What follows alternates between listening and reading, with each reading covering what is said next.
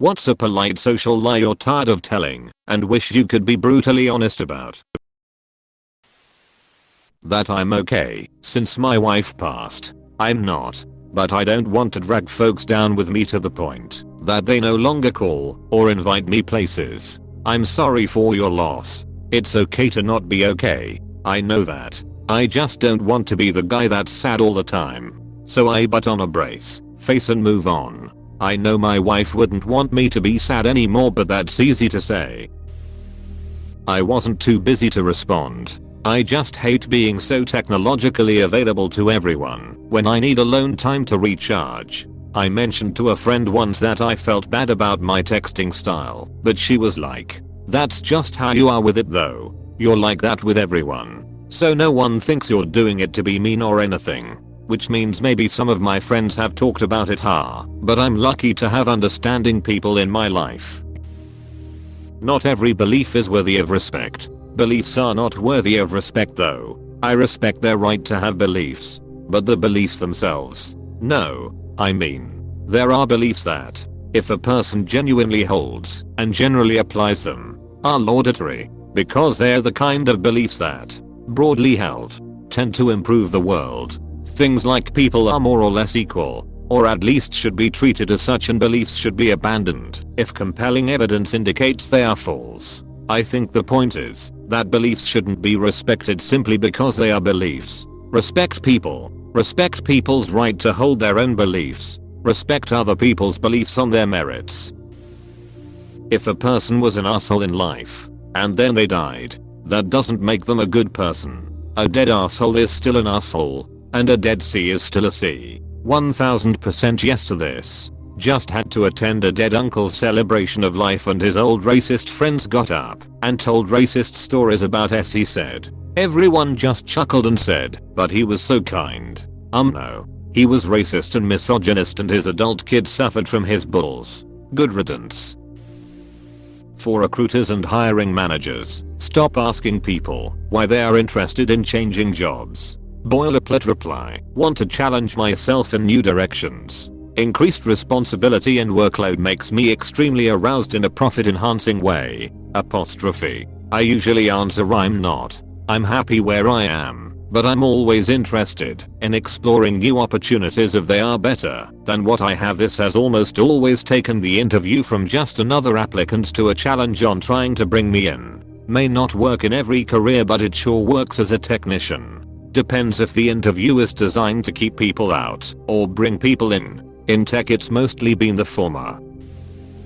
Not all babies are cute. Some of them look like naked mole rats. I'm sorry, but my cousin's baby was so goddamn ugly I thought I was going to have a very sad conversation with her about a severe birth defect / terminal issue. I was like, in my head, thank the gods. Oh man. I had no idea something went wrong. Nobody told me. How am I going to talk about something so difficult with her? She must be devastated. Nope. Baby was fine. Woo. No discussions about issues. Thankfully I'm good about not blurting stuff out. Kid has grown into a cute, quick little girl. But holy yes, that was an insanely ugly baby. Being a veteran doesn't give you a pass. Just because you were in the military, at any capacity, doesn't make you a good person. Some of the most truly awful people I've ever met were while I was in the army. When people put up flags or say things like, "I support the troops." I always think, well, you should meet some of those troops first. I support people on an individual basis. Me and another dude saved a girl from getting raped before we even finished basic training. Agreed. Some of the most horrible people I ever met, I met while I was in the Air Force. Conversely, I also met the most amazing people I've ever known there too. But lauding people merely because they are veterans is myopic. Firefighters are another group that often get more blanket credit than they deserve. The laziest fuckers I have met in my life, and the only murderer I've ever known personally, were a few of my co-workers when I was a firefighter, and then some more lazy fucks when I was a dispatcher. I think that sometimes a teenager or group of teenagers need to face real legal consequences. We are just giving them a free pass to terrorize vulnerable people by pretending they aren't responsible for their actions. Tell me about it. In my city, they can literally steal cars and hit pedestrians with them and still not go to jail. One of the victims is permanently disabled. No charges filed. https://www.tmj4.com/about-us/lighthouse/alderman calls for charges against driver who hit Water Street pedestrians. If you want to commit vehicular crimes and get away with it, can't think of a better city than Milwaukee. Only 4% of grand theft autos lead to an arrest in Milwaukee. Had my car broken into. Thankfully not stolen. And they even got fingerprint evidence on the kid. He was released. While I understand the foster care to prison pipeline is very real, I think that juvenile justice should have consequences focused on rehabilitation. If they are ambitious enough to steal a car, teach them real life skills, like how to fix one. As a musician with mostly friends in bands, I can't say good set if it wasn't a good set. You guys were really having fun up there. My go-to when I didn't care for what they were doing. You got paid for that rehearsal? Nice. I have kidney disease. It sucks. All the time. When you see me moving around and acting like nothing is wrong, it's to shut all of you the F up. So my terminal disease is not the only thing I ever talk about or think about. 90% of the time I'm so exhausted it feels like an Olympic marathon to simply get out of bed, let alone do anything else. I'm cleared for a kidney transplant now. The sheer amount of hoops you have to run through is insane. So if anyone has a spare one, shoot me a message. P. Money doesn't buy happiness. Yes it fucking does. I will not let people gaslight me into thinking otherwise. It buys freedom, security, stability, adventure, better quality of everything, and peace of mind, all of which can increase happiness. If someone is a B to you in the office, you should be allowed to call them out for it. It ruins the whole company otherwise. It should also be more socially acceptable to call out people for not doing their job when it falls on you to pick up the slack.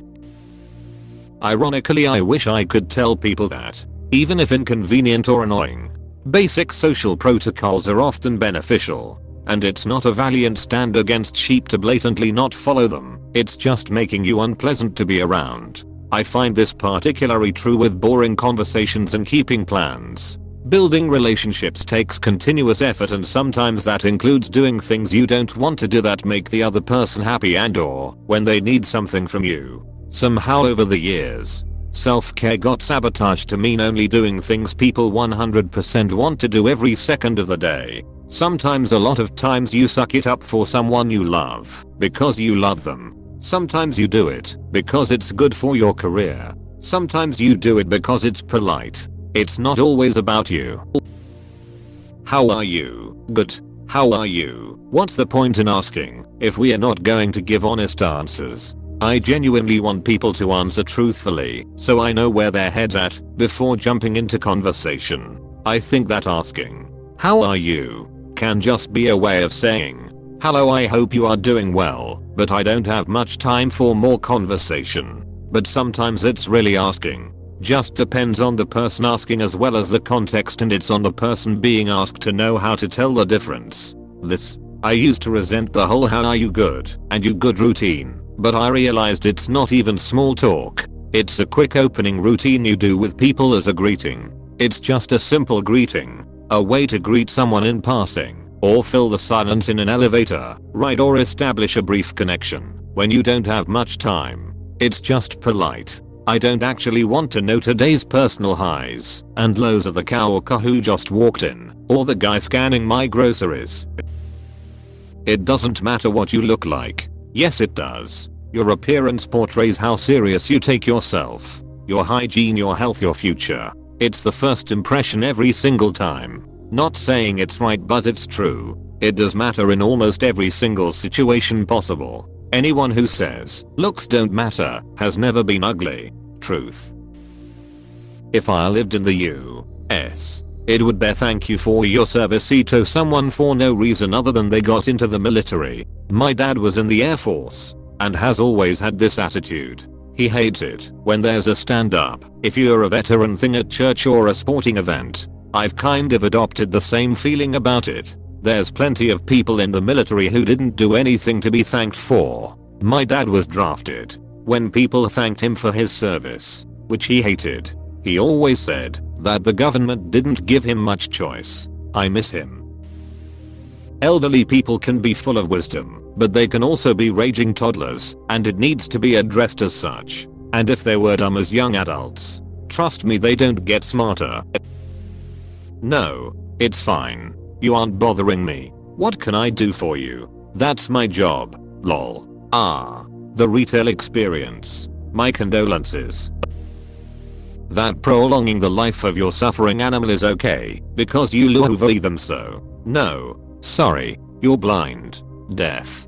14-year-old papa. The one whose hip you replaced last year. The one who you take for weekly chemo. Who can't eat. Who can't shit. The one you give daily insulin and a truckload of pain meds to every day. Yeah. That dog would gladly find a quiet place to rest and cross the bridge if you let it. That dog would like nothing more than to be given a shot to go to sleep and re-enter creation. But nah, that's not for you, Karen. It's much better for you to keep that animal suffering because you are too weak to let them go. End this. But with people, the fact that people can't die with dignity when they want to is horrifyingly ridiculous.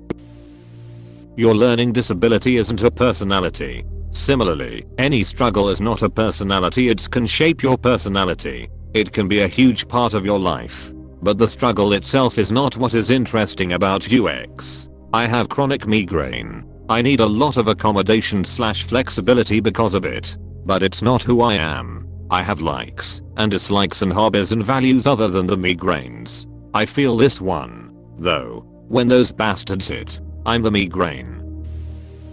Kids can't handle X. Kids are tough as heck. Their parents can't handle things. Sometimes kids should fail or be held back in class. It will help them grow. When I was a reading tutor sending out new student evals, I had a father losing his mind through email about how disappointed he was with how the school district treated his family and how upset and offended he was to hear that his kid needed some extra literacy time to catch up to his classmates. Like bro, I'm just gonna help him read a little bit every day. Kid tested out 3 months later and was on track with his peers' reading level. Meanwhile, at home they just hand the kid an iPad when they walk in the door. Thank you for what you do, BTW. If you're in America, it doesn't pay as much as it should for being so important. My husband is dead, and I'm not sad about it. He was abusive. But saying this fact out loud makes a lot of people very uncomfortable. I'm glad your husband is dead. Close bracket. I have to get up early tomorrow. No, I don't. I'm just exhausted by the crowd, the noise, the music, the chatter, and I need an hour to be alone at home before I sleep. When someone stinks, just reeks of body odor, dirty clothes, dirty hair, bad breath, or cigarettes, I have to spray my office and open doors and windows after some people leave. I wish I could tell them it's rude to the people around them. You can and you should. Not saying anything is why they have no shame.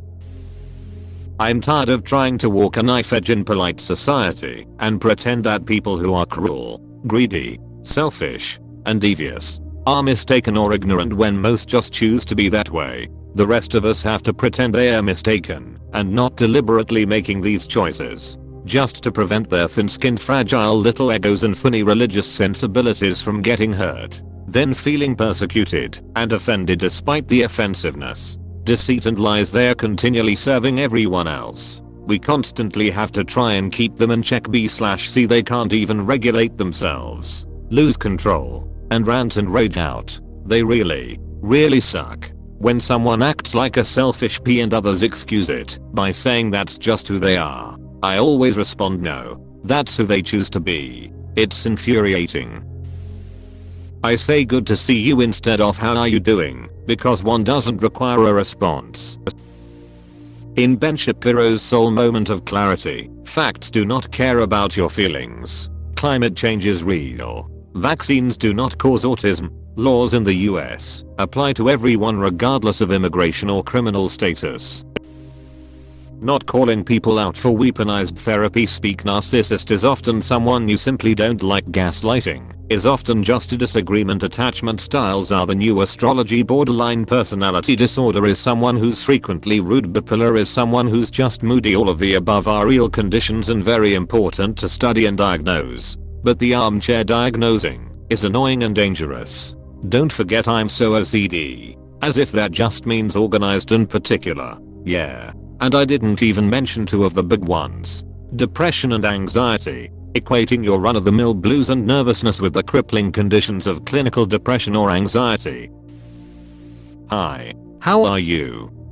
Doing good. How are you? Fucking ridiculous social ritual. Don't ask if you don't want the truth. I'm tired of lying. In Spain, instead of saying hey how's it going, if you walk by a neighbor, you just say hasta luego, see you later. It's like, I acknowledge you. Bye. I enjoyed it. That people enjoy working / their jobs. Only thing worse than a job is not having one.